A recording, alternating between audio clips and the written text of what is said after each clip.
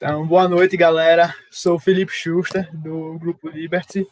Sou coordenador do SFL e líder livres. Estamos aqui hoje, né, com o ilustre professor Ana Lisboa, cara polêmico às vezes.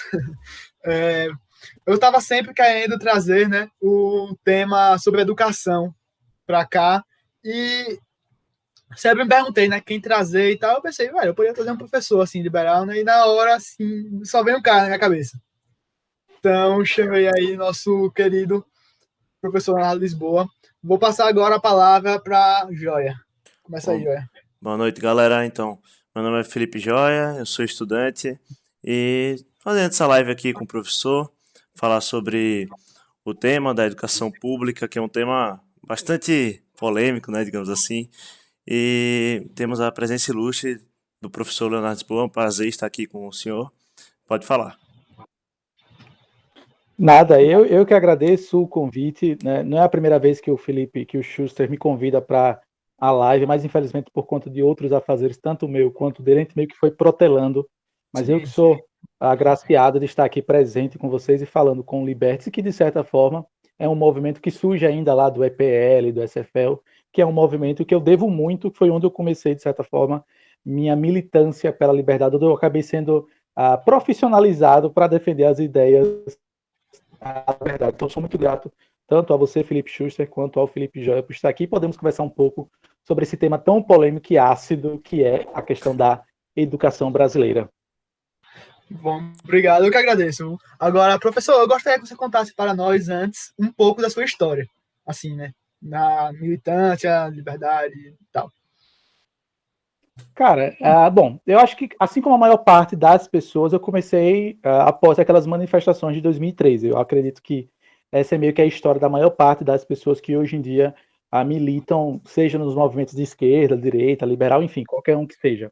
E comigo não foi diferente. Na época eu trabalhava numa gráfica, eu era uma espécie de designer, mas sem ser formado especificamente falando, mas atuava como designer numa empresa de ingressos, né? Eu era responsável por fazer a arte dos ingressos, imprimir e tudo mais. E aí houve aquelas manifestações que todo mundo conhece de 2013, meio que a gente, de certa forma, acreditou que aquilo ia mudar o país e, de certa forma, acabou por ressignificar muitas das coisas em nossa nação, né? Fui às ruas, vi cartazes, o meu próprio, na época, o meu patrão, chamado Ricardo Douglas, também participou de maneira ativa, utilizando as próprias impressoras da empresa dele para fazer cartazes e tudo mais, para as pessoas as pessoas passavam em frente à nossa empresa lá onde eu trabalhava, né, no caso, a gráfica, pegavam os cartazes e iam para a rua.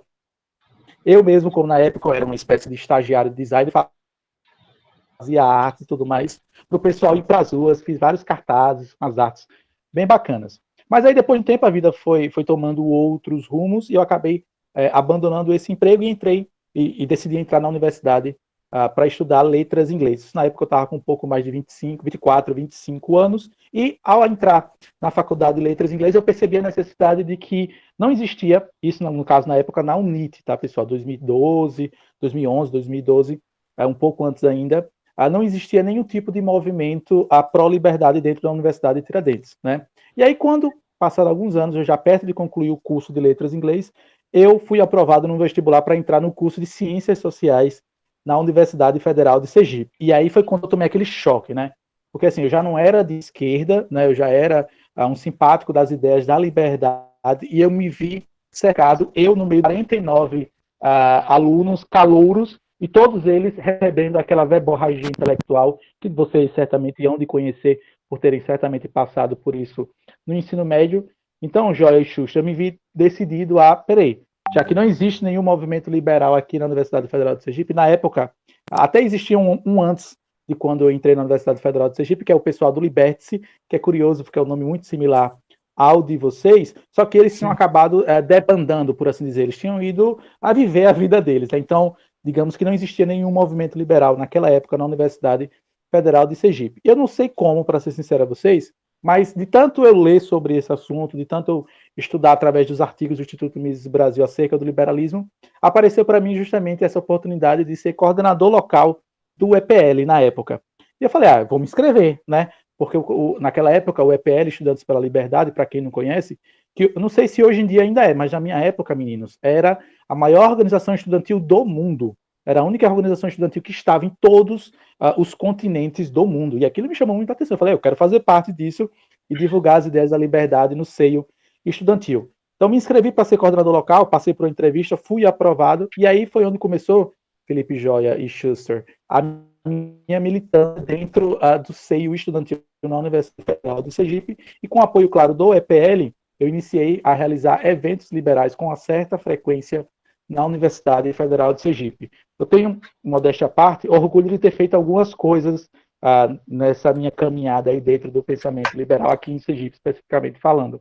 Mas de todas elas, se eu pudesse escolher, seria certamente o Liberdade em Pauta, que eu acredito que vocês conhecem, que foi um evento que eu criei ainda em 2015, justamente, e até hoje é o evento periódico com mais edições que ocorre na Universidade Federal de Sergipe, onde nós levamos ideias da liberdade, isso já naquela época, 2015, 2016, já teve vários casos e acausos de sairmos escoltados pela polícia na Universidade Federal de Sergipe, do pessoal da esquerda querer invadir os nossos eventos, mas começou assim, começou na bagunça, naquele ano lá, 2015, 2016, e até hoje estamos aí, através de outras frentes, mas ainda continuando defendendo as ideias da liberdade.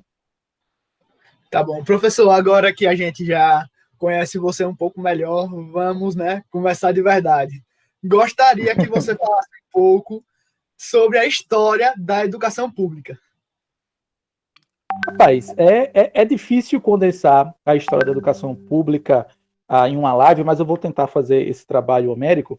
Se você for observar, existem alguns pontos que são fundamentais para compreendermos a história da educação. E eu quero, antes de mais nada, ir para um cenário mundial e depois a gente vai fazendo o micro, né? A gente vai do macro e depois vai para o micro, né? Devemos observar o seguinte, que ao contrário de que muitos alunos pensam, e até inclusive isso é um choque para muitos deles, esse modelo de educação que nós temos hoje, a educação pública, esse modelo que lembra muito as fábricas, né? E que foi daí justamente que surgiu na época, durante, melhor dizendo, a própria Revolução Industrial em si, quando os gestores políticos daquela época perceberam que os pais ficavam muito preocupados quando seus filhos estavam, digamos assim, em casa ao léu, né? Algumas crianças acompanhavam os pais em certos ofícios, inclusive tem aquela clássica história das crianças que limpavam as chaminés, porque de fato elas faziam isso por terem um corpo diminuto, mas aí surgiu uma ideia de um burocrata, né, ali na região da Europa, que decidiu criar uma instituição que pudesse, digamos assim, receber esses filhos dos operários, isso naquela época da Revolução Industrial. Então, assim, o que muitas pessoas ignoram, o que muitas pessoas infelizmente não sabem, Joy Schuster, que esse modelo educacional que nós temos hoje nas escolas públicas, também nas escolas privadas, de certa forma, não tem 300 anos de existência, né? O que faz, de certa forma, que traz uma outra reflexão. Tá, professor Leonardo, mas como era a educação 1.700 anos antes e antes de Cristo, como era a educação? Bom, aí sim, seria necessário fazer todo um trabalho histórico, mas, em resumo, o que vocês podem compreender, e talvez isso amplie o horizonte de todos que nos ouvem aqui nessa live de hoje, é que antes desse modelo de revolução industrial que nós temos hoje no Brasil e no mundo, a educação era muito mais voluntária, né? Apenas as pessoas que tinham interesse na vida, digamos assim, intelectual, é que iam para a escola, é que iam se educar, é que iam participar desse processo educacional, que de forma alguma é um processo fácil. Qualquer pessoa que já tentou se dedicar a uma vida intelectual extrema sabe o quão difícil é fazer isso. Então, até 1700, você tinha as pessoas que iam para a escola, que iam para o sistema educacional de maneira voluntária, porque desejavam, de fato, digamos assim, adquirir uma aura intelectual muito mais exacerbada que nós temos nos dias de hoje. Só a critério de curiosidade, eu recomendo aqui para quem estiver nos assistindo nessa live de hoje, tem um livro muito bom chamado Maquiavel Pedagogo, do Pascal Bernardin, onde ele apresenta, no primeiro capítulo do seu livro, se não me falha a memória, uma ementa de como eram os cursos universitários, Joy Schuster, daquela época, antes da Revolução Industrial. E, meus queridos, vocês não têm noção a quantidade de livros que os alunos tinham que ler naquela época para receber um diploma, se bem que naquela época não existia, tal como nós conhecemos, o diploma universitário. Tenho certeza absoluta, eu posso confirmar isso a vocês. Nenhum estudante universitário hoje tem a mesma carga intelectual ou de leitura que os alunos recebiam da educação nesse modelo de revolução industrial como nós temos hoje. Porque naquela época, Joyce Schuster, a educação, não sei se vocês conhecem, a tal das artes liberais, o trívio e o quadrívio, os alunos, eles eram muito mais educados para a evolução, para alcançar o belo, para alcançar o divino. Hoje em dia, a nossa educação, seja ela pública ou seja ela privada, ela é muito mais mecanicista, ela é muito mais voltada para o mercado de trabalho e, infelizmente, seja na educação pública ou seja na educação privada, e eu acredito que vocês vão concordar comigo, os alunos acabam recebendo uma miríade de conteúdos inúteis.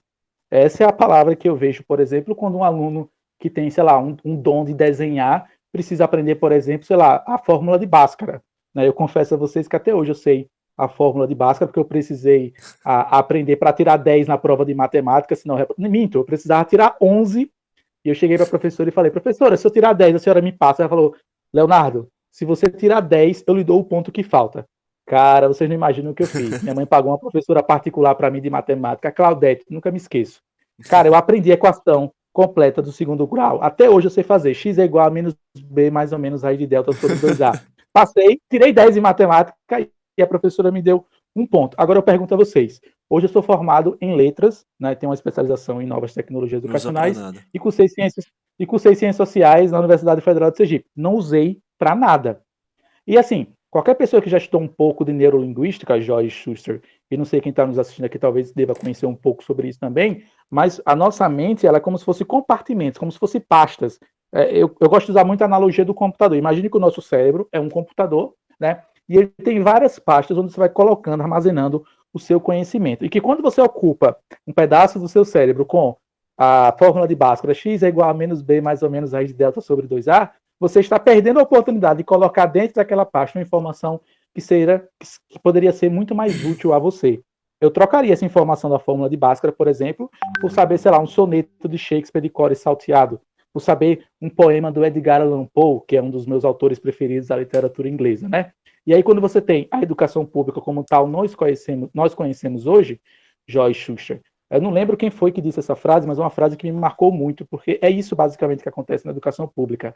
Educação que é feita pelo Estado é uma educação para o Estado. Então, o que você tem hoje na nossa educação, na educação pública, mas isso acontece de certa forma na privada, e eu posso trazer outros exemplos para vocês mais à frente, meus queridos, é que a educação pública hoje em dia em nosso país, claro, a gente poderia falar sobre o mundo, mas vamos voltar aqui para a nossa realidade situacional, que é o Brasil, né?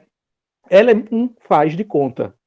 Joyce Schuster, a educação pública em nosso país é um faz de conta. E isso me dói o coração como professor formado, já tido passado tanto pela rede privada quanto pela rede pública de ensino, Joyce Schuster, e eu posso afirmar categoricamente que o que acontece nas salas de aulas da maior parte, não vou dizer todas, porque existem exceções, mas elas são raríssimas, por isso que são exceções. A maior parte das salas de aula em todo o Brasil é um jogo de faz de conta, onde o professor se esforça para ensinar, faz o possível, e os alunos fingem que aprendem para passar numa prova, para chegar mais à frente, adentrar na universidade, e a gente sabe que todo esse processo ele é longevo, e o aluno acaba adquirindo um monte de conteúdo que nada mais do que é balela, que nada mais do que é vento, que ele não vai utilizar na carreira que ele pretende alcançar.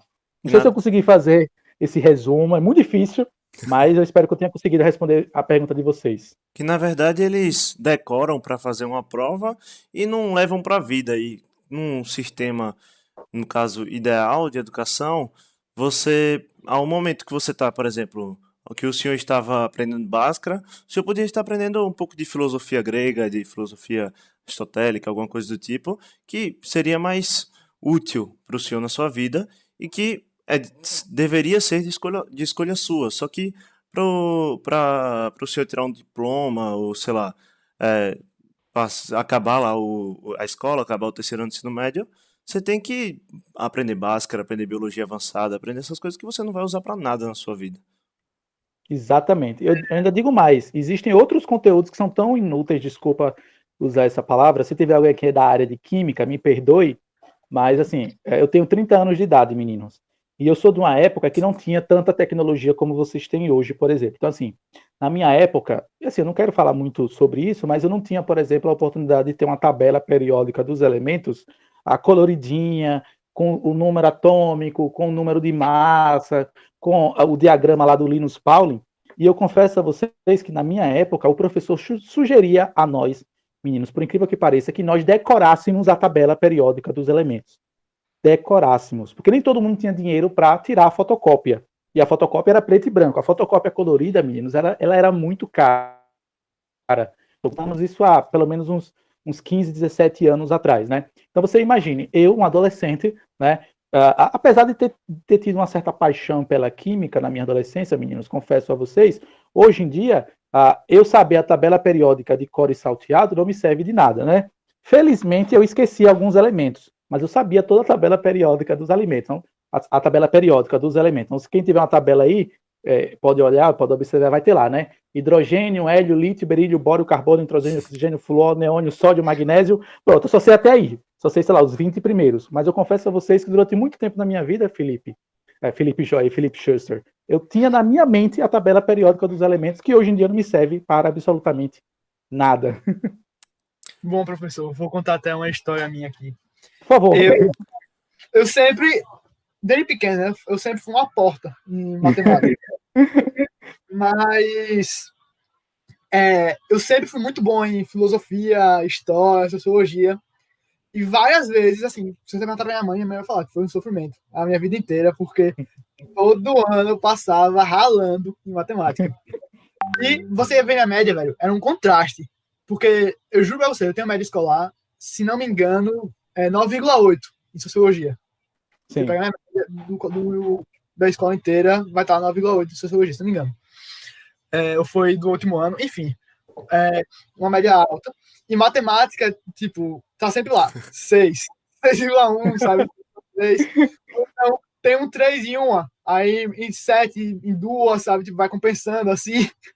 Aí, velho, é o que eu penso, que você, muitas vezes, pode reprovar, não tô dizendo que eu sou um gênio, claro, mas você vai acabar, velho, reprovando gênios, porque peixes não podem escalar, sabe? Tipo, você tá tentando obrigar um peixe a escalar. Uma pessoa que, por exemplo, eu faço direito. Sempre quis fazer direito, desde pequeno. Porque eu tive que estudar logaritmo, velho. Nada, você viu.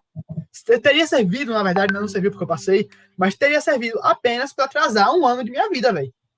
Saca? Tipo, porque eu estou na faculdade hoje, eu não uso logaritmo, nem lembro como é que faz esse negócio. Eu não sei nada de química, se você me perguntar como faz balanceamento, eu não sei. Eu não entendo nada disso. E não me faz falta, entendeu? E, velho, ia ser um atraso na minha vida. Eu imagino, velho, quantas pessoas acabaram de ir para a faculdade ou acabaram largando a escola porque não conseguiam passar em uma matéria que eles eram ruins, mesmo sendo geniais em outras. Eu acho que o nosso sistema educacional, ele é uma máquina de jogar talentos no lixo. Sem sombra de dúvidas, Xuxa. E digo mais, tá? Eu sempre, no começo de cada ano letivo, meninos, eu gosto de apresentar aos meninos da minha disciplina, no caso de língua inglesa, que é a minha formação inicial, aquela música lá do Pink Floyd, Breaking the Wall, né, que certamente vocês conhecem. E assim, eu apresento aquela música, né, coloco lá bem alto para eles refletirem sobre a mensagem da música, independente, claro, do posicionamento político do Pink Floyd hoje em dia, isso a mim pouco importa, mas a música e o contexto da música, e quando foi feita, ela traz uma mensagem muito forte, né, de que é exatamente aquilo. Então, assim, o Pink Floyd escreveu aquela música há pelo menos uns 40 anos atrás. E se você for observar hoje o sistema educacional do Brasil, especificamente falando, que é aqui o tema da nossa live, a Joy Schuster, não mudou nada. Pelo contrário, piorou. A gente pode conversar mais sobre isso adiante, mas nada mais do que o nosso sistema educacional brasileiro é isso, é formar bloquinhos para fazer parte de todo um muro, quando faz todo sentido o que você falou, Xuxa, que você perdeu tempo da sua vida, ocupou o espaço da sua mente, e qualquer pessoa também que estudou um pouco mais de neurologia, desculpa falar um pouco sobre a neurologia, que é um assunto muito do meu interesse, meninos, porque qualquer pessoa que já estudou um pouquinho sobre isso sabe que os nossos neurônios, os neurônios, no caso dos seres humanos, é a única célula do corpo humano que não nasce, não se regenera, né? Quando morre, já era, perdeu. Ou seja, se você passa vamos supor, o sistema educacional, você passa em média aí 13, 14 anos em todo o sistema educacional, tá, meninos? Mais ou menos isso. Então, se você passa 13, 14 anos, imagine, aprendendo coisas que não serão úteis para você na sua vida, por exemplo, como acadêmico de direito, Schuster, você tende a perceber que você perdeu muito tempo da sua vida quando você poderia estar sendo totalmente dedicado e voltado para habilidades e competências que haveriam de ser muito mais úteis a você hoje em dia como acadêmico de direito. Por exemplo, Xuxa, eu tenho certeza que você não estudou na sua escola oratória, eu tenho certeza que você não estudou na sua escola retórica, né? E aquelas matérias que mais lhe interessavam, que você utiliza hoje em dia, por exemplo, como sendo acadêmico de direito, você tinha 2, 3 aulas, mas tinha que concorrer com as outras disciplinas que, ao seu ver, não era de forma alguma atraentes. E ao invés de poder, por exemplo, se aperfeiçoar na sua área, né, como o senhor disse, ou sei lá, aprender outra coisa, sei lá, a educação financeira do Brasil é uma porcaria. Você, muitas vezes, eu acho mais interessante, ao invés de, por exemplo, aprender química avançada ou física avançada, eu aprender, sei lá, educação financeira, investir ou alguma coisa do tipo. Eu uso o exemplo da Dinamarca. Na Dinamarca, o joguinho de computador CSGO é ensinado nas escolas, pô. Tipo, é matéria, tem professor, tem tudo nas escolas. Então, eles não querem desperdiçar talentos, eles não querem desperdiçar que uma pessoa possa ser um jogador profissional de um jogo eletrônico, sabe? Eles querem aproveitar todas as pessoas. E o sistema hoje do Brasil, ele é muito aquela história, tipo, ah, vou pegar um diploma, vou fazer uma faculdade, não sei o quê. Ah, e se ele não for para a faculdade, ele quiser fazer outra coisa, não pode? Tipo assim, ele não pode não ir para a faculdade? Ah, mas ele pode dar para uma pessoa, sei lá, pode se dar mal? Pode, mas é uma escolha dele, independente. Então, isso é uma coisa que me indigna bastante. Não, sem sombra de dúvidas. E aí você falou sobre a questão da Dinamarca, Joia, Felipe Joia. E assim, a questão da Dinamarca é um ponto muito fora da curva.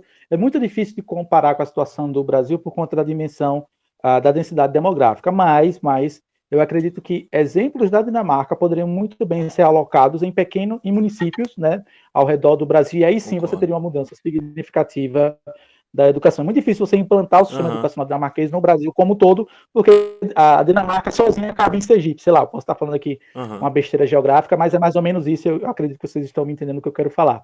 Agora, Joia, tem uma outra coisa, e também, mais uma vez, falo isso com uma certa dor no coração, meninos. Um dos motivos principais do porquê a educação brasileira não muda, existe vários, tá? Mas existe também a parcela de culpa dos professores. Claro, os gestores políticos têm sua função na culpa de todo, digamos assim, o decréscimo da nossa educação, mas os professores também têm uma parcela de culpa considerável, meninos. Porque assim, eu conto aqui a vocês, eu poderia passar horas e horas contando experiências que eu presenciei com esses olhos aqui. Mas uma delas me chama muita atenção e eu tenho muito gravada na minha mente, meninos, e permita-me contar a vocês, tá? Permita-me contar duas. A primeira é, em 2014, meninos, eu estava no terceiro, quarto período da Faculdade de Letras. E aí tem uma matéria chamada estágio, que é estágio supervisionado. Que nada mais do que você vai para uma escola pública naquela época, né? E você tem que ministrar aulas, né? E aí surgiu uma oportunidade, meninos, de uma vaga, algumas vagas, melhor dizendo, na prefeitura de Nossa Senhora do Socorro, aqui no município de Aracaju, né? Quer dizer, no município de Sergipe, né?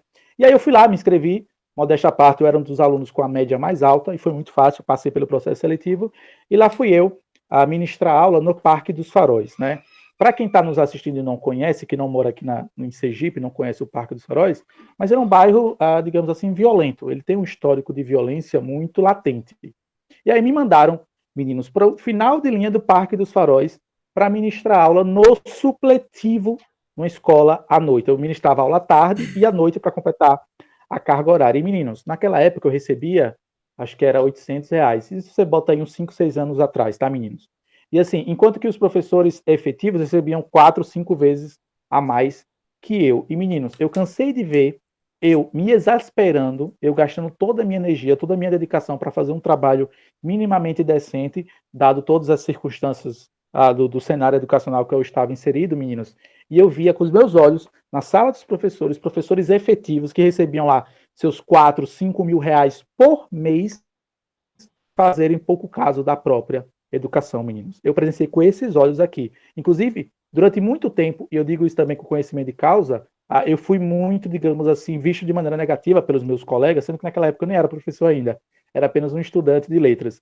Porque quando você tem um ambiente medíocre, e lembrando, só para deixar claro aqui como linguista de formação, é importante explicar isso a todos que nos ouvem. Medíocre vem de média, né?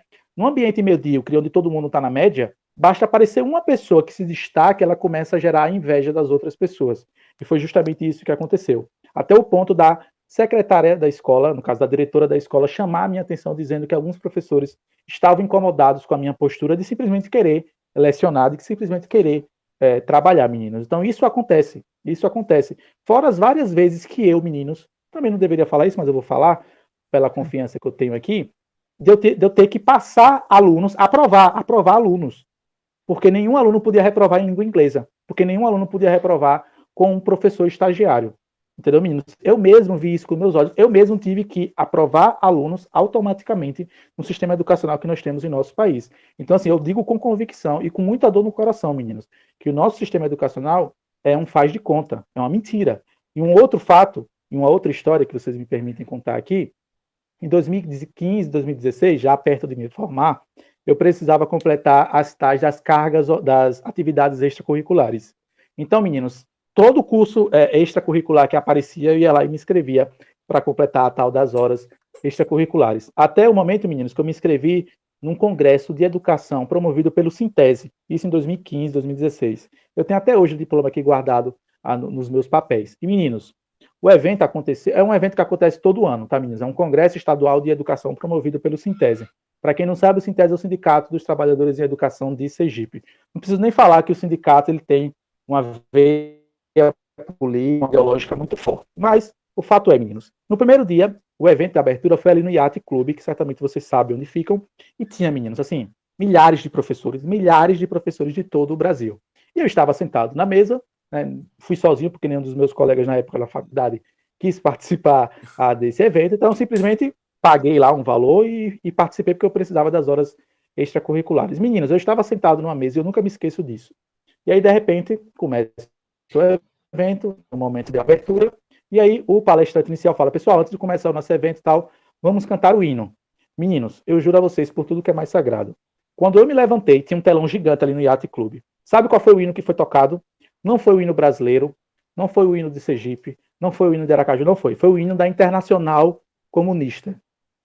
Repito, o hino que foi tocado num congresso estadual de educação promovido por um sindicato dos professores foi o hino da Internacional Comunista. Para quem não sabe, era o hino da União Soviética na época. E aí, num telão gigante, meninos, o símbolo da foice e do martelo e tocando a música Avante, proletários, esse hino.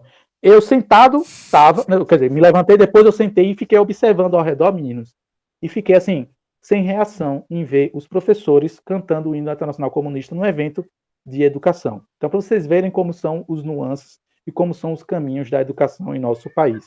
Isso, né? Senhor professor, você falou da questão de ser aplicado, né, a questão da Dinamarca e tal, de maneira municipal, que você acredita que é impossível aplicar de maneira, digamos, estendida, né, tipo, para o Brasil inteiro. Eu concordo plenamente com você, e tem um livro que eu tenho quase certeza que o senhor já leu, esse aqui, A Pretensão do Conhecimento, de Friedrich von Hayek, que é o discurso dele no Nobel, quando ele venceu o Nobel da Economia. Na verdade, Hayek bateu muito nessa tecla, que Sim. Você não tem como ter todo o conhecimento. Ele fala disso, se refere à economia, mas também se refere à saúde, entendeu? Porque para você poder, uma unidade centralizadora, um presidente, por exemplo, ou um governo federal, poder determinar o que vai ser ensinado, o que vai ser feito com o dinheiro, o que vai ser construído em cada cidade, para saber da maneira mais eficiente, ele teria que ter a cabeça de uma pessoa que vive em cada cidade, tipo, que vive em cada, não só cidade, mas tipo, cada bairro, cada quarteirão, para saber o que deveria ser feito. Então, assim, quando você aplica algo vindo de cima para baixo, sempre vai ser algo completamente longe da realidade que aquele lugar pede. E eu acho que é a mesma coisa com a educação, porque, por exemplo, como é que o presidente que está lá em Brasília vai saber o que a escola de Carira precisa ensinar para os alunos, entendeu? Ou então, o que a prefeitura, que hora a prefeitura de Carira precisa fazer, então, enfim, é esse tipo de coisa, né? O que a economia lá deve estimular. Não tem como saber, velho. São mais de 1.000, acho que são bem mais que 1.000 municípios no Brasil, entendeu? 5 mil, mais de 5 mil. Mais de 5 mil, né? Mais de 5 mil. E, velho, o Brasil é um dos problemas, né? Porque o poder é muito centralizado, né? É muito, tipo, de Brasília para os estados. Tipo, não é, por exemplo, o estado vai fazer a política aqui, não é que nem nos Estados Unidos, né? Os Estados Unidos é um federalismo de fato. A gente é um federalismo, você vai saber o termo em latim certo, mas o nome, né? Em que a gente finge que os estados têm autonomia, mas a autonomia deles é pouquíssima. E mesmo que fosse os estados, tem estado gigante, velho. Amazonas mesmo, por exemplo. Entendeu? Então, eu acho que a gente tem que não só descentralizar a educação e esse tipo de coisa. Depois a gente pode entrar no assunto, no mérito da educação ser ideologizada e também o fato de matar o senso crítico, mas enfim, vamos falar disso posteriormente. Vamos focar aqui no que eu estou falando. Eu acho que um sistema de voucher seria muito mais eficiente. Por quê? Toda mãe quer que seu filho estude na melhor escola. E tem uma pesquisa, né, do Tribunal de Contas do Rio Grande do Sul, que Daniel José postou hoje, vou ler aqui. Eu mandei até para uma amiga minha, que é o seguinte: as escolas que gastam por aluno no Rio de Janeiro, ou no Rio de Janeiro não, no Rio Grande do Sul, daria para matricular.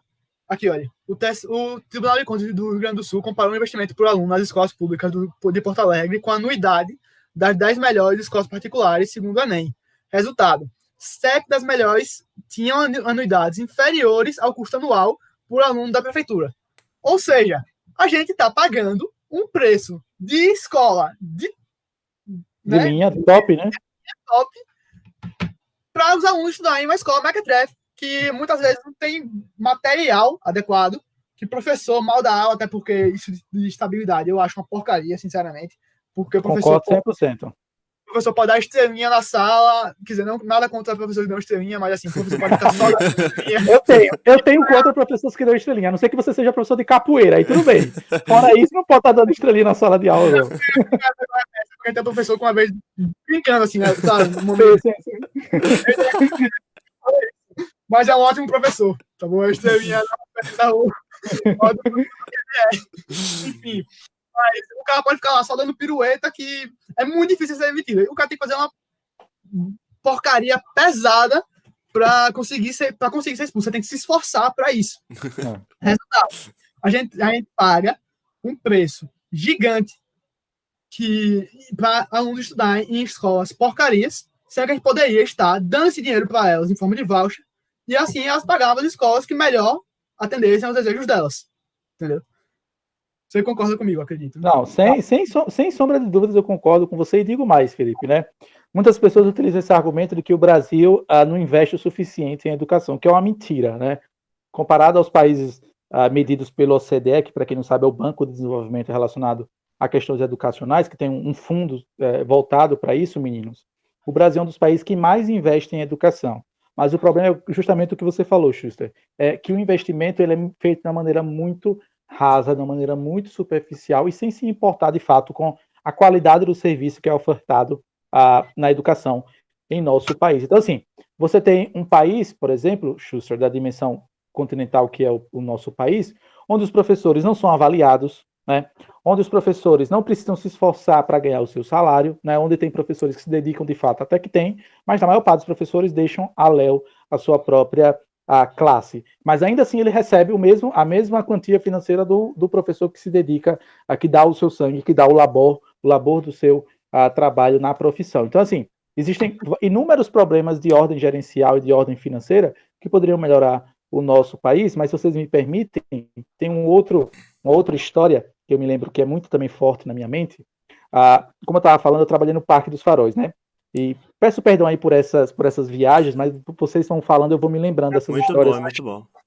Que eu mesmo passei como professor. Eu não era ainda professor, era estagiário, e aí me colocaram, mudaram a minha pessoa de escola, eu fui para outra escola, e fui para uma escola chamada José do Prado Franco. Para quem mora em Socorro, quem conhece, quem está nos assistindo que é daqui da cidade de Sergipe, do estado de Sergipe, que talvez conheça, tem um shopping premium, né? E à frente do shopping premium tem uma escola pública chamada Escola Municipal José do Prado Franco, que é em homenagem a um indivíduo que foi prefeito de Socorro. Mas o fato é, a escola, meninos, ela estava caindo aos pedaços, caindo aos pedaços. E aí, tinha-se uma promessa de chegar uma verba para a construção de uma quadra.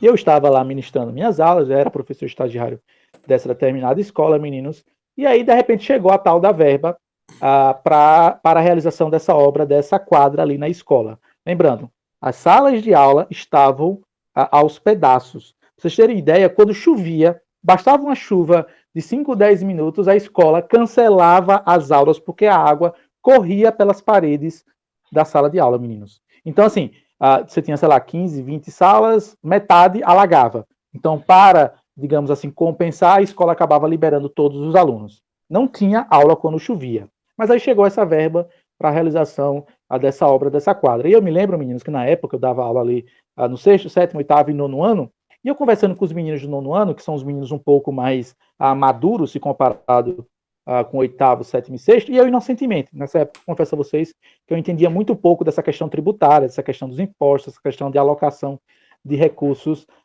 no ente público, meninos. E aí, da minha cabeça, eu pensei, pessoal, vamos tentar organizar um protesto, uma manifestação, junto à Prefeitura de Socorro, para a gente pegar o dinheiro da quadra e colocar nas salas de aulas. E aí os meninos, bora, professor, bora, tal, vamos fazer isso, tal, professor, muito bom, tal. E os meninos compraram a minha ideia, sabe? Joy e Xuxa. E a gente fez uma manifestação na escola e tal, tudo mais. E conseguiu a adesão das outras turmas. E aí, quando terminou o meu momento rebelde, a diretora me chamou, de canto, assim, falou, professor, na época, quer dizer, eu era estagiário, mas ela já me chamava de professor, talvez pela estima que ela tinha pela minha pessoa. Falou assim, professor, a sua ideia é muito nobre e tenho certeza que se eu pudesse fazer isso, eu faria. Mas deixa eu lhe explicar uma coisa, que talvez o senhor não saiba. O dinheiro que vem para a quadra tem que ser utilizado na quadra.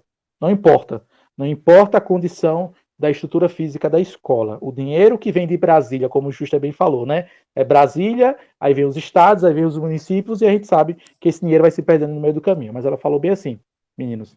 Professor, o dinheiro que vem para a quadra tem que ser feita a quadra. Não importa, infelizmente, não importa a condição estrutural da escola. Esse dinheiro tem que ser alocado na quadra. Moral da história, a quadra foi feita, e vez ou outra, quando eu volto para visitar os meus pais que ainda moram em Socorro, eu passo em frente à escola e tá lá uma quadra bonita, meninos, uma quadra fantástica. Agora, o prédio da escola ainda continua ao léu, por assim dizer, e cada vez mais se deteriorando por conta da passagem do tempo. Professor, eu acho que um dos motivos da educação no Brasil não ser de qualidade e escolas estatais raramente serem boas é o seguinte, porque eu acredito que a educação estatal não seja uma questão de educação. Para mim, é uma questão de controle. Por quê? Velho, você pegar o material, Joia estudou no mesmo colégio que eu, mas assim, eu acho que o assunto é o mesmo, né, em todas as escolas, porque é regrado pelo MEC, entendeu? Então, por exemplo, sociologia, você vai estudar Marx, entendeu? Todo ano. Não tem um ano que você não ouça falar do Benito Marx. Parece que ele é o único sociólogo do mundo. Agora, por exemplo, Hayek, você sabe que ele é considerado um dos maiores intelectuais do século XX. Ele era sociólogo também.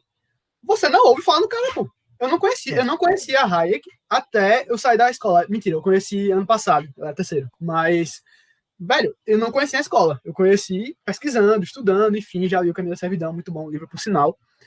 E eu acredito que nossa escola, o que é que ela faz? A brasileira, em específico. Ela é uma aula, né? Não uma aula, mas um programa de ensino de como depender do Estado. Porque eles não te ensinam que... Já está aparecendo 2 vezes aqui. Era só porque eu tava divulgando a live no Instagram, aí eu deixei ligado a webcam do computador também.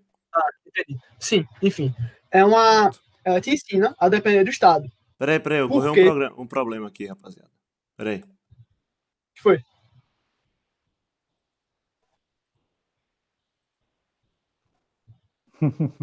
Que foi? Tá sem áudio Voltou. aqui. Aqui tá Peraí. normal, tô ouvindo vocês tranquilamente.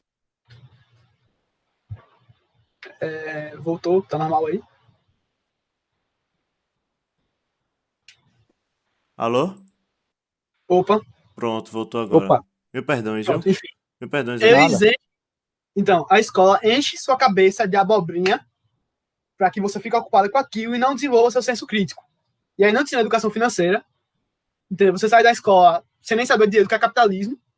Você sai da escola recheado de ideias estatísticas na cabeça. Não vou nem falar marxista, porque não é só marxista, sabe? Mas tipo aquela ideia, né, de juiz, de que funcionário público é legal, que empresário rouba você. Eu juro pra você que uma professora já chegou na minha sala e falou bem assim: gente, qual é a diferença entre esquerda e direita? A esquerda, ela propõe um estado de bem-estar social, em que os pobres são cuidados, minorias também, e a direita é aquele povo que só se preocupa com riqueza. Eu juro que ela falou dessa forma. Aí perguntou, era o primeiro ano, tinha 15 anos. Aí ela falou, quem aqui é de esquerda? Aí todo mundo, eu! Aí falou que é de direita. Aí eu levantamos a mão assim, e todo mundo olhou feio assim pra gente, sabe? Aí, enfim.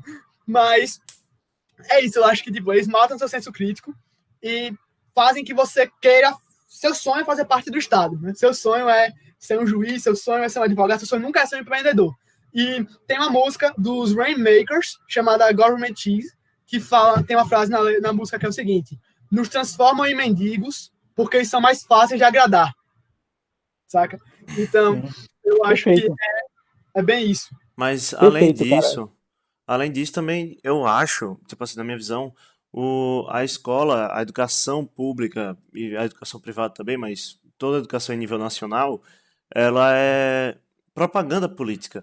Eles só querem te ensinar para você ir lá e tirar uma nota boa. Eles terem uma nota boa no PISA e aí depois divulgarem essa nota do PISA e se reelegerem. Olha, minha nota do PISA cresceu, não sei o que, me elejam, não sei o que. Sendo que, tipo Eu assim, quero fazer um adendo. oi? Eu quero fazer um adendo Ah, que nossa educação pública, o MEC, na verdade, foi criado no governo de um fascista, Getúlio Getúlio Vargas, Vargas. e a intenção era difundir as ideias dele, né, de fazer propaganda do governo, porque era o Ministério da Educação, né, propaganda, cultura e tal. E aí a ideia era principalmente difundir as ideias dele, difundir o não necessariamente as ideias dele, porque se fosse difundir as ideias dele, todo mundo ia ficar horrorizado, mas as ideias que ele queria que as pessoas acreditassem. E, assim, isso é um negócio tão na cara, sabe? Tipo, é só você olhar para a história atrás, mas isso não é ensinado, né? Tipo, você nunca, quando perguntam qual foi o intuito do MEC ser criado, ninguém fala, né? Mas, Não, de forma alguma. Não, sem isso. Pode ir. Pois não, Felipe, já pode continuar, desculpa. não, então é isso, tipo assim, o cara chega, tira uma nota boa no PISA, e aí o político vai e se reelege, mas o cara não sabe fazer, não sabe investir, que hoje nos Estados Unidos um jovem de 16 anos já investe na Bolsa de Valores, o que, tipo assim, pessoas hoje em dia de 20, 30 anos estão começando a aprender isso, está começando a se popularizar e não de forma fornecida pelo Estado, digamos assim, de forma de cada um, tipo assim, fala, olha, tem alguma coisa, tipo assim, os americanos estão investindo desde cedo, o que é que eles tanto investem, por que eles investem, e a gente está começando a ser curioso, digamos assim, agora. E isso, de certa forma, atrapalha em tudo, em todas as relações. Porque aqui eu gosto de usar um exemplo muito bom no ensino superior, que é o de arquitetura. Se você perguntar para qualquer arquiteto hoje em dia, ele vai concordar que se você passasse os 5 anos de faculdade fazendo um estágio durante esses 5 anos, ele numa, num centro de arquitetura, ele aprenderia muito mais do que fazendo uma faculdade de arquitetura. E isso não é de certa forma, e eu não estou tipo julgando o curso de arquitetura em si, eu estou julgando a forma como ele acontece. Porque, tipo assim, a gente não pode fazer isso. Por quê? Porque a gente precisa de um diploma, porque a gente precisa daquele diploma para trabalhar, e a gente precisa entrar na faculdade para fazer isso. E aí, tipo assim, em muitos países isso dá certo, beleza. Mas no Brasil a gente tenta há tanto tempo e não dá certo. Então, no mínimo, a gente tem que tentar mudar alguma coisa. No mínimo, fornecer liberdade para que surjam novas espécies de educação, como o homeschooling, como diversas formas. Porque muita gente pensa que o homeschooling vai ser o pai com um quadro negro lá ensinando Bhaskara pro filho. Não é isso. Se você for no Canadá, por exemplo, foi aceito o homeschooling, e você conversar com 10 famílias, vai surgir no mínimo 50 técnicas que eles utilizaram, porque eles já utilizaram várias técnicas durante o caminho, sei lá, videoaula, diversas técnicas. Não é tipo, se o pai não souber o assunto, como é que ele vai ensinar? Não, não é isso. Não é o pai com um quadro negro ensinando. Então, eu acho que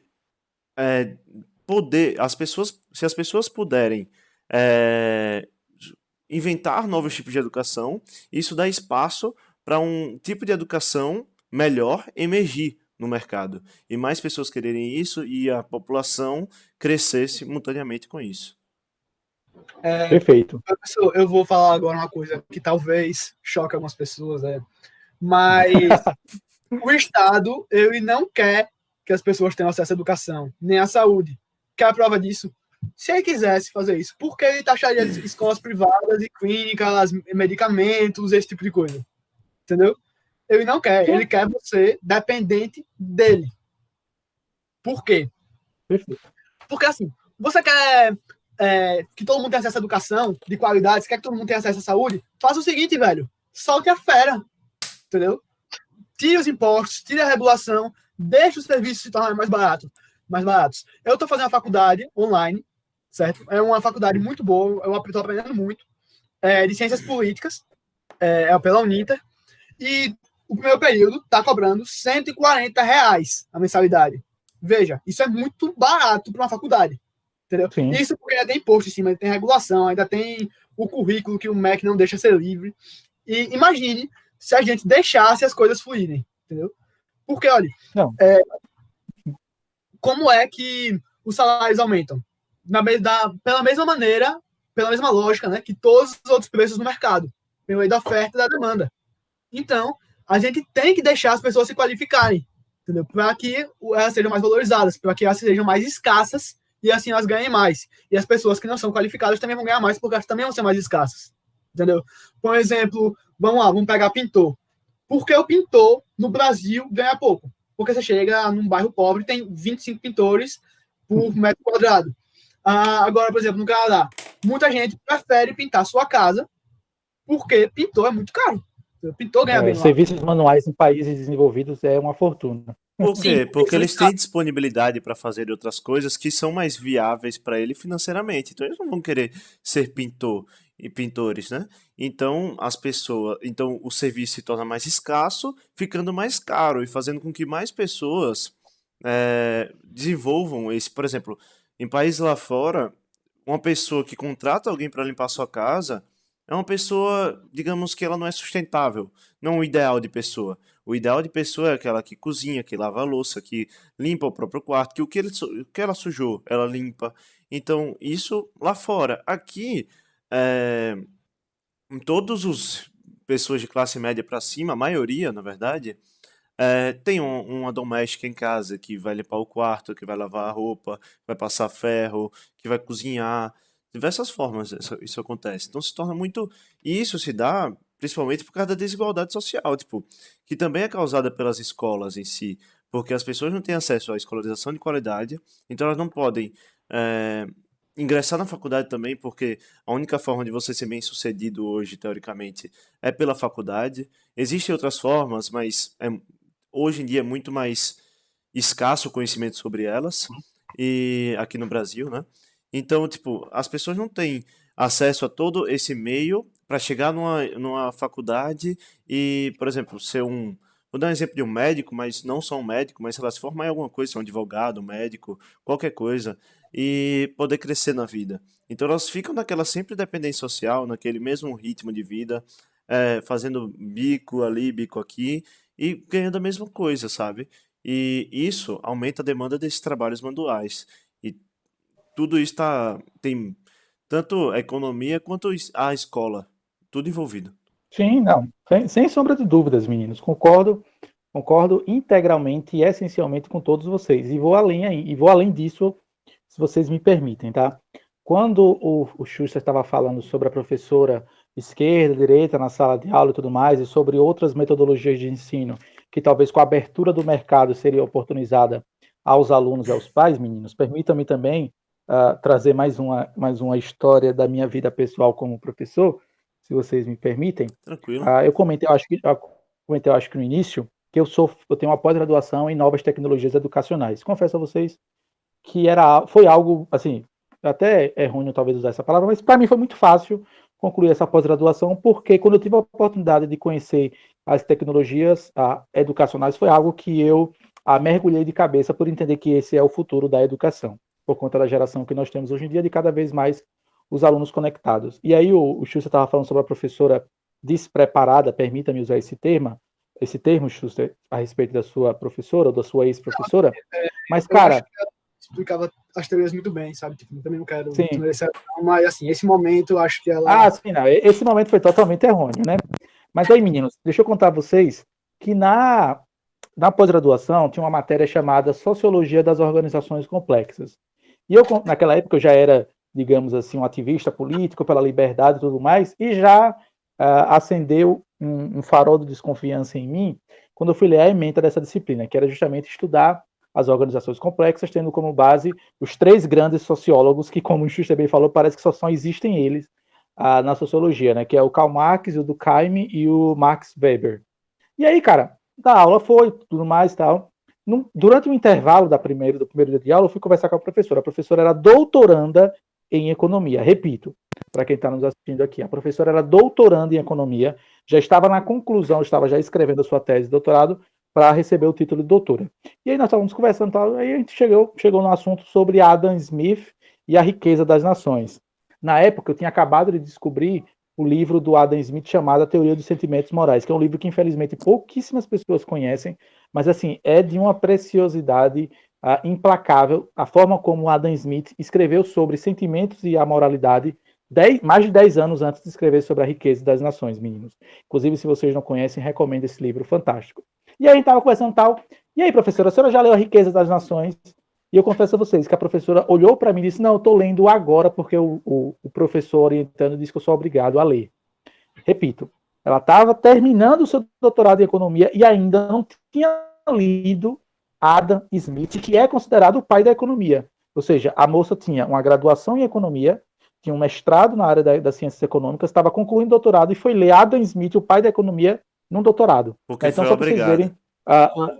Não, é porque foi obrigada, né? Porque senão ela talvez não teria tido essa livre e espontânea vontade de ler a respeito do Adam Smith.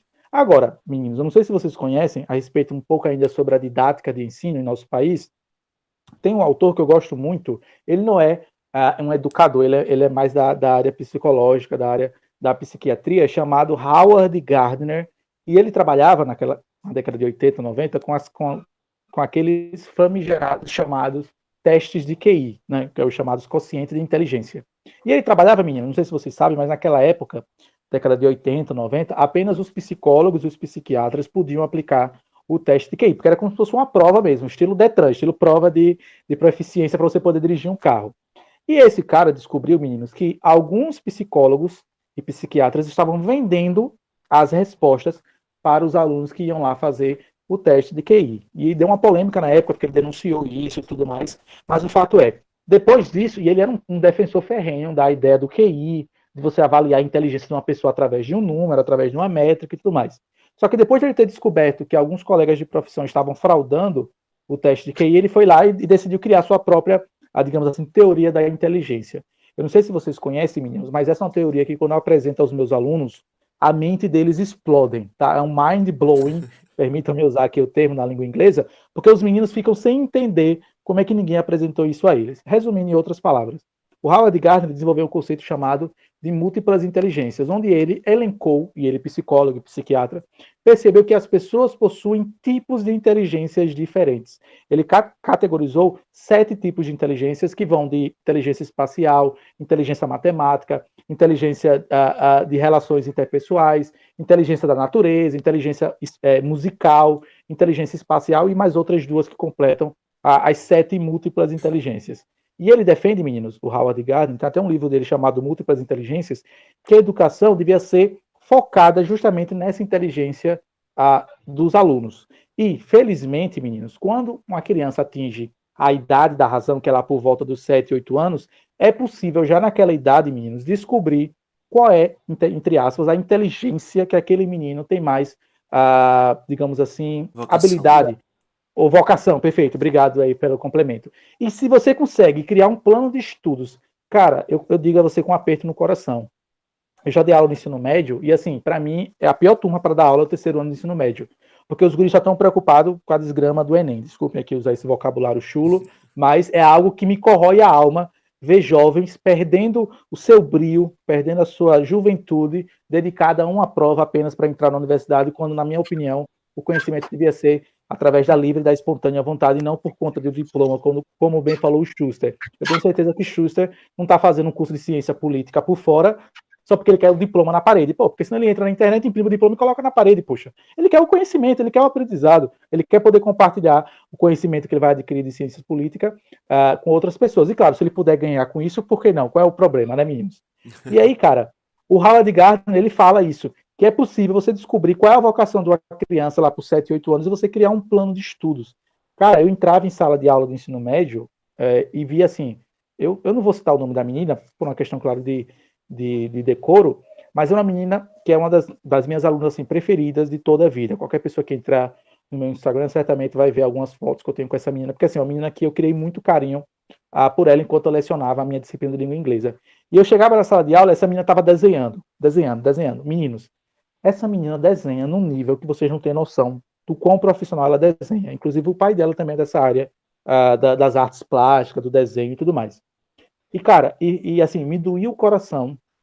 E ela conversava comigo sobre isso, sabe, meninos? Professor, eu tô tendo que aprender certos assuntos, mas o que eu queria mesmo era estar aqui desenhando. E, meninos, vamos ser sinceros, se essa menina pudesse ficar 6 horas, 7 horas, que é mais ou menos a carga horária que você tem no ensino médio, desenhando, será que essa menina não seria uma desenhista muito melhor e traria para ela, para sua própria satisfação, para sua própria felicidade, algo muito melhor? E sabe quem iria ganhar também com isso? O próprio mundo, o próprio universo, o próprio mercado de trabalho, que ia ter uma desenhista de mão cheia. Porque em vez de ficar perdendo tempo estudando sei lá, fórmula de Bhaskara, Linus Pauling, diagrama do Linus Pauling da química, ou a fórmula da teoria da relatividade do Albert Einstein, que também foi outra teoria, confesso a vocês, que eu sei até hoje de cor, nunca usei para nada, né? Você tem lá, né? E é igual a mc ao quadrado, né? A energia contida em qualquer partícula da matéria é igual a sua massa vezes a velocidade da luz ao quadrado no vácuo. Meninos, eu não usei isso para nada, mas eu decorei. Até hoje eu sei isso. Eu sei pelo menos a fórmula, posso até ter me esquecido como é que utiliza. Agora, o ponto é, meninos, a educação em nosso país, como bem falou Schuster, como bem falou você, Joia, é totalmente voltada para o Estado, totalmente voltada para criar novos bloquinhos naquele muro lá do Estado, e não incentivar o empreendedorismo, e não incentivar a livre educação. Eu confesso a vocês, eu tenho meu diploma de professor há um pouco mais de 5, 6 anos. Se for somar aí os anos como estagiário, como professor particular, dá quase aí uma década de ensino, meninos. Eu confesso a vocês, tive vários momentos fantásticos e felizes como professor formado. Agora eu digo a vocês, o momento onde eu me senti mais feliz, onde eu me senti mais, digamos assim, mais tocado pela minha profissão, foi no ano passado, meninos. E não tem nada a ver com o meu curso, não tem nada a ver com o meu diploma. Eu não sei se vocês sabem, mas no ano passado eu criei um grupo de estudos chamado Ayn Rand, na Universidade Federal de Sergipe.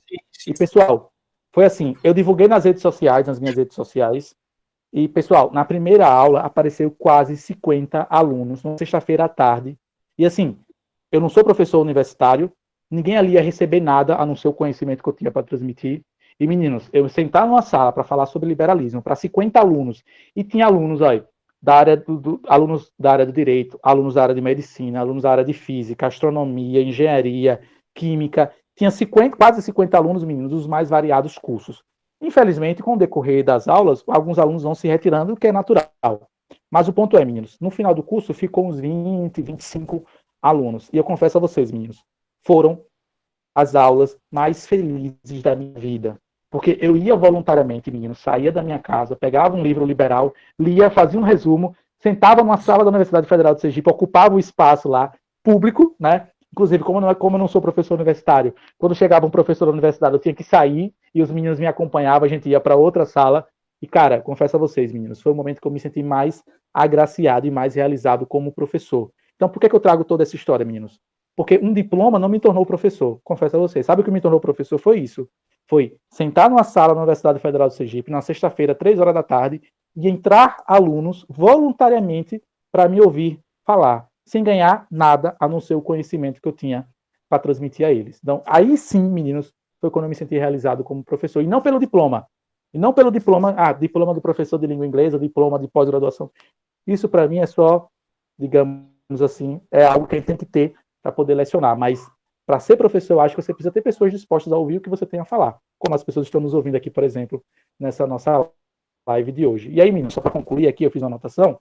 Uma outra coisa, Xuxa e Joy, que as pessoas, infelizmente, ainda não conseguem desassociar, é as palavras ensino e educação, meninos. Ensino é aquilo que é passado na escola. Educação vem dos pais. Só que, infelizmente, como bem falou o Xuxa, como bem falou o Joia, a escola está recebendo cada vez mais demandas, porque, infelizmente, as famílias estão cada vez mais desestruturadas, e o professor, além de ensinar a disciplina, tem que educar. Então, assim, é totalmente... Então, por isso que eu digo a vocês, né? É um faz de conta. Porque o professor não consegue sequer passar a disciplina e tampouco educar. Porque você imagina educar uma sala com 50 alunos. É humanamente impossível. É humanamente impossível. Bom, professor, alguém deixou alguma pergunta no chat? Não. Cara, eu não tô conseguindo ver o chat Tem um aqui monte... porque eu tô com medo de travar. Mas, se vocês puderem eu, olhar tô, eu aí. tô vendo aqui, tem um monte de comentário aqui. Pronto, a gente pode responder essas Tô olhando aqui, perguntas ó. aí. Posso olhar pelo celular Não sei se aqui. tem uma pergunta. Acho que é porque a gente esqueceu de avisar, né, que o pessoal podia fazer pergunta. Eu esqueci Tem um total, pessoal, tem um pessoal parabenizando, tem Iago falando, porque ninguém filmou essa desgraça, acho que a desgraça que ele deve estar se referindo é a questão do evento do Sintese da Internacional Comunista. Muito provavelmente. Gustavo, Nicolás, grande Nicolás, amicíssimo. E, professor, eu acho que tem algumas palavras que na escola mesmo a gente aprende a ter repulsa. Por exemplo, privatização. Meu amigo, privatização, eu acho que é pior você falar, vou privatizar do que vou matar. Meu amigo, a galera tem medo, você fala privatizar, a galera se esconde debaixo da cama, cobra a cabeça e tal. Velho, por exemplo, o que eu falei do voucher, por exemplo, certo? O que é que seria o voucher? Você vai pagar para você não vai pagar, na verdade, você vai dar dinheiro, um cartão, né, especializado para as pessoas gastarem com a educação, pode dar as escolas que elas quiserem. Agora eu pergunto para vocês, qual escola é melhor? Um aí de classe alta que do não vou falar nome, mas um aí de classe alta de Jardins, ou a escola ali da Terra Dura, velho. Entendeu? Tipo, é uma coisa óbvia. E como eu mostrei aqui, né, tipo, a tendência é que o Estado esteja sempre gastando mais com escolas terríveis do que a mensalidade que uma escola boa cobra. Entendeu? Porque o Estado necessariamente é ineficiente. Porque... Uma outra coisa... Xuxa. Licença, só interrompendo aí. Deixar claro aí pra galera que tá assistindo que pode mandar qualquer dúvida sobre qualquer assunto relacionado à educação, lógico, aí no chat que a gente vai estar respondendo aí. Eu gostei que Leonardo me interrompeu e depois João interrompeu ele. Foi o Joias Interrupting. Tá, Xuxa, conclua, meu amigo. Eu tava falando sobre o que mesmo? Me perdi agora. Estava falando sobre a questão do voucher, do valor gasto em educação pública, então, educação privada. Acho que foi Milton Friedman que falou isso, que tem 3 maneiras de você gastar dinheiro. Quando você gasta algo para si mesmo, que é a maneira mais eficiente de você realizar um gasto. Quando você gasta algo para uma pessoa que você conhece, por exemplo, se eu vou comprar presente para a Joia, não vai ser, eu não vou gastar exatamente esse dinheiro da maneira que quisesse que fosse gasta, mas assim, poxa, talvez ele goste. Mas quando você compra algo para uma pessoa que você não conhece, você não tem uma pista, entendeu? E é essa maneira a do Estado. Então, o sistema de voucher, ela transferiria para que a pessoa gastasse esse dinheiro da maneira que ela acha melhor. E não uma unidade centralizada que está lá em Brasília e não entende a realidade dessa pessoa. É a mesma coisa de um cara chegar pro outro e falar, olha, hoje eu vou te dar uma pizza. Aí eu, uma pizza, mas... Não, mas uma pizza, um hambúrguer, um sorvete, uma batatinha frita e 3 refrigerantes. Aí, não, mas eu só quero a pizza. Não, mas eu vou te dar tudo isso. Se lide com isso, você tem que comer tudo. É a mesma coisa, entendeu? Não, eu vou usar um exemplo melhor. Se eu for fazer o supermercado da casa do professor Leonardo, vai ficar uma porcaria. Eu não sei. Certamente. Eu não sei quais pessoas vão lá na sua casa, eu não sei quais são as suas necessidades, não sei o que você come, não sei o que você gosta de comer, o que você não gosta, o que você não pode comer, entendeu? Não sei suas limitações. Então, assim, vai ficar uma porcaria. Agora, imagine, se eu for fazer supermercado de uma pessoa, sei lá, de Salvador, ou então de Gramado, lá no Rio Grande do Sul, que eu não conheço, nem sei quem é. Velho, a chance de ficar uma porcaria é 100%. Então, não tem chance de ficar bom, entendeu? E é justamente esse o problema que você ter uma unidade centralizadora gastando seu dinheiro. Não, e vou além, Xuxa, se você me permite, que é outra coisa que muitas pessoas não atentam, meninos. Por exemplo, o governo do PT, nos últimos anos, utilizou-se desse chavão de que abriu vagas no nível superior para a maior parte da população brasileira, o que, de certa forma, é uma verdade. Só que tem um porquê, tem uma razão disso acontecer, desculpa, que muitas pessoas não atentam. Esses alunos que entram na universidade, eles votam, eles são eleitores, né? O Brasil, infelizmente, é um dos poucos países que investe quase 3 vezes mais em alunos do nível superior do que em alunos de base, educação de base. Meninos, pouquíssimas vezes eu tive a oportunidade de ministrar aulas para alunos da primeira, segunda, terceira, quarta e quinta série. E confesso a vocês, eu não suportei. O trabalho é muito mais desgastante você ensinar a base, né? Primeira, segunda, terceira, quarta, quinta série. Eu prefiro do sexto ano em diante, eu me viro muito bem. Agora, meninas, as poucas vezes que eu tive a oportunidade de ministrar aulas para a primeira, segunda, terceira, quarta e quinta série, desculpa usar essa palavra, para mim foi um terror. Então, assim, o que é que eu quero dizer com isso, meninos? Que se eu tivesse um poder gerencial no MEC ou qualquer coisa parecida com isso, eu iria falar, olha, os salários de base de pedagogos, de professores da primeira e quinta série, multiplica aí por 3, no mínimo, da noite para o dia. Sabe o que é que isso ia fazer? Ia fazer com que pessoas que estão em outras profissões e que são boas iriam começar a se interessar pela carreira professoral, tal como é na Suécia, tal como é na Suíça, tal como é na Dinamarca, onde um professor recebe muito próximo a um médico. Então, o que é que acontece? Você tem pessoas que se formam como professores que são as melhores pessoas daquela sociedade. Não sei se vocês assistiram o documentário do Brasil Paralelo sobre educação, os 3 episódios, mas eles trazem dados lá alarmantes. E um deles é justamente isso, de que em nosso país, meninos, infelizmente, as piores pessoas que entram na universidade escolhem justamente o quê? A profissão professor. Então, o que nós temos é o quê? Péssimos professores, professores desincentivados, professores que recebem muito pouco e fazendo com que as piores pessoas ocupem um lugar tão importante para o desenvolvimento de uma nação, que é justamente a educação. Não é admissível, não é aceitável que um professor universitário, me desculpem se tem algum professor universitário aqui, tenho respeito a todos eles, mais alguns do que outros, é óbvio, porque eu conheci alguns professores universitários que de fato dedicam e que se sacrificam pela profissão, mas outros que infelizmente não, né? Não sei se vocês já estão na universidade ou se vocês já passaram, mas certamente devem ter ouvido falar de histórias de professores universitários que não estavam nem aí para a sua turma, e isso acontece de fato na universidade, né? Isso acontece no ensino médio, acontece na universidade sem problema nenhum. Então, assim, ao meu ver, sabe como é que deveria talvez ser uma possível solução de imediato, assim, da noite para o dia, meninos? Era reduzir o salário dos professores de nível superior, né? Reduzir um pouquinho. Eu acho 15 mil muito, sinceramente. Tem professores que não merecem ganhar 15 mil por mês. E aumentar, e pegar esse recurso do professor de nível superior e alocar na professora ou nos professores de base, para que esses professores passassem a receber da noite para o dia, meninos, 5 mil, 6 mil reais. O que é que isso ia acontecer? Ia trazer uma renovação ao mercado professoral, onde aquelas pessoas, as melhores pessoas, iriam escolher a profissão docente. Tá, é óbvio que isso é um sonho, é Léo tendo um poder gerencial sobre a educação, e certamente eu faria isso da noite para o dia, meninos. Professor, eu vou além do que você Ô, falou sobre Xuxa, faculdades. licença. A Guia tá te lembrando Porra, da mas de novo, você tá hashtag. gostando de... Rapaz, pô, é importante. Só pensa... A Guia tá te lembrando da hashtag. Bota aí, educação e liberdade. Sim. Continuando aqui, eu vou além do que você falou de faculdades. O Hayek mesmo aí falou que se você quer mudar a sociedade, você tem que começar pelas faculdades. E aí, o que é que fazem? Ideologizam a faculdade, né? Eu soube de um caso de uma professora que foi ameaçada de ser demitida de uma faculdade pública, não vou falar o nome da faculdade nem da professora, mas que por assumir uma posição de direito. E esses dias, assim, foi caso dela contando para uma pessoa muito próxima a mim, entendeu? Tipo, e eu soube, assim, terceira mão. Então, e quando eu estou discutindo com um petista, né, porque petista geralmente fala, não, mas o PT fez a faculdade, fez 1000 faculdades no Brasil, não sei o que, a USP é a maior faculdade da América Latina, não sei o que, a USP nem foi o PT, eu acho, mas enfim.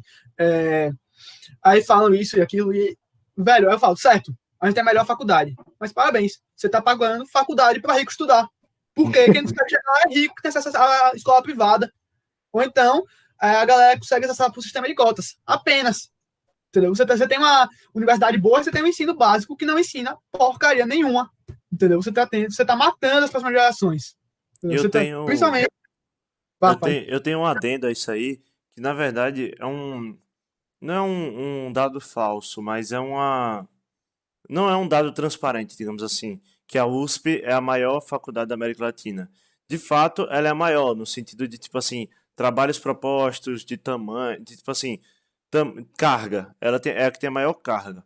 Mas, assim, a maior, no sentido de melhor, não é a USP. Se eu não me engano, a USP tá lá para 700, alguma coisa assim, tipo, tá bem, não sei se 700 da América Latina, pode me corrigir aí alguém, mas 700, eu sei que tem algum gráfico que ela está em 700 ou 500. É um número, assim, exorbitante. E na América Latina ela aparece em primeiro, mas não é um dado é, verídico, digamos assim, de melhor, mas sim de maior. Professor, eu acho que você leu o livro do Rothbard, né, de Educação e Liberdade. Sim, tá aqui, inclusive. Sim, então. Você Recomendo. saberia lembrar, você conseguiria lembrar aí a história da educação, tipo, naquela parte que surge na Prússia, a educação pública, como maneira de induzir as pessoas a louvarem o regime?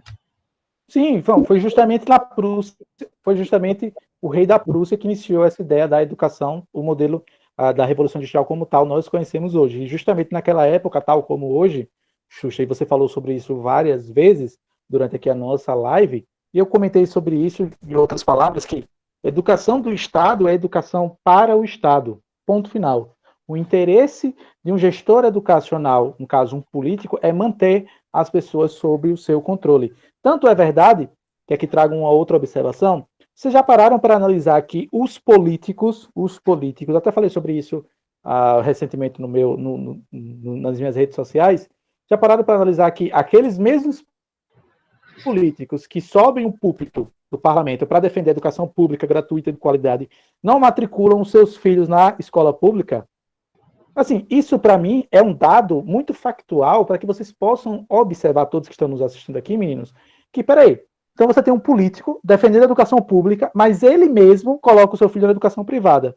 Eu não sei vocês, mas isso é um claro sinal de que a educação privada é infinitamente melhor do que a educação pública, que ele mesmo defende. Então vocês vejam que existem contradições assim absurdas no tocante à forma como é gerida os recursos educacionais em nosso país, que acabam levando justamente o Brasil cada vez mais ladeira abaixo no tocante à educação. E eu tendo a concordar com você, Xuxa, integralmente em essência, que isso é proposital. Porque se tivéssemos uma educação libertadora... Não é um acidente, é um projeto, né? É um projeto, certamente, Xuxa. Se tivéssemos, melhor dizendo, uma educação libertadora, uma educação empreendedora, uma educação, por exemplo, que privilegiasse essas múltiplas inteligências, né? Porque o que o Howard Gardner desenvolveu nos seus escritos é algo que nós descobrimos de maneira inerente. Sabe quando você brinca com seus coleguinhas e você percebe que cada um tem um dom, que cada um tem uma vocação? Agora, você imagina se o sistema educacional fosse voltado para a vocação, para a competência, para a habilidade de cada aluno. Nós teríamos infinitos avanços, infinitas melhorias no sistema educacional, não só do Brasil, claro, do Brasil, do país, enfim, do mundo como um todo. Enfim, eu acho que o que a gente deveria fazer é o seguinte: não privatiza agora, não. Faz o seguinte: libera o sistema de voucher, entendeu? Faz o sistema de voucher, deixa tudo isso. Pronto. Nisso as pessoas com certeza vão botar as crianças nas escolas privadas. Quando ficar provado que as escolas públicas não funcionam, porque elas vão estar vazias, bem, privatiza. Entendeu?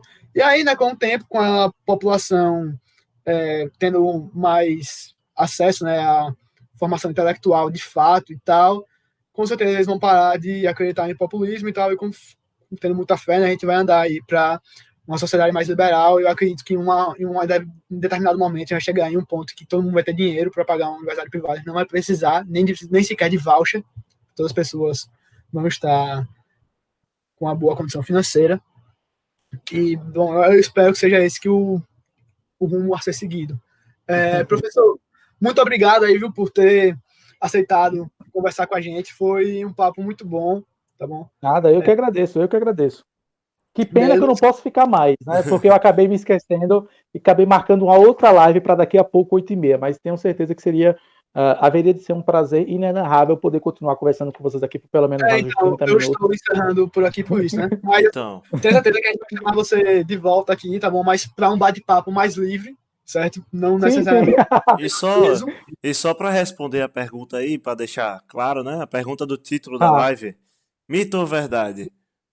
Escola pública de qualidade, educação pública boa e de qualidade, ou de qualidade e gratuita.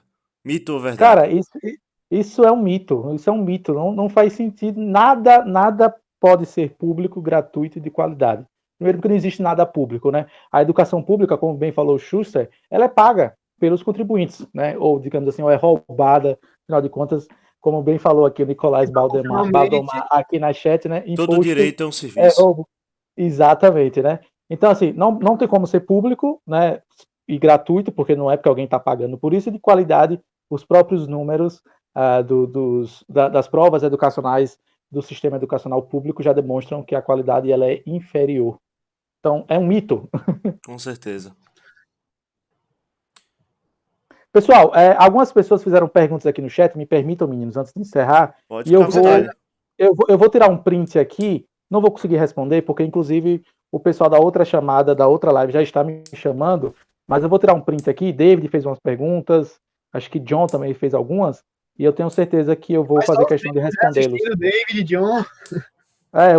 Eu tirei um print aqui no computador e vou responder a eles pessoalmente. O próprio David eu tenho no meu grupo do WhatsApp, então eu vou responder ele certamente. Agradeço pelo convite. O que eu esqueci de falar é que o professor Leonardo Lisboa é também pré-candidato a vereador de Aracaju, então, assim, se você gostou das ideias dele, fique de olho.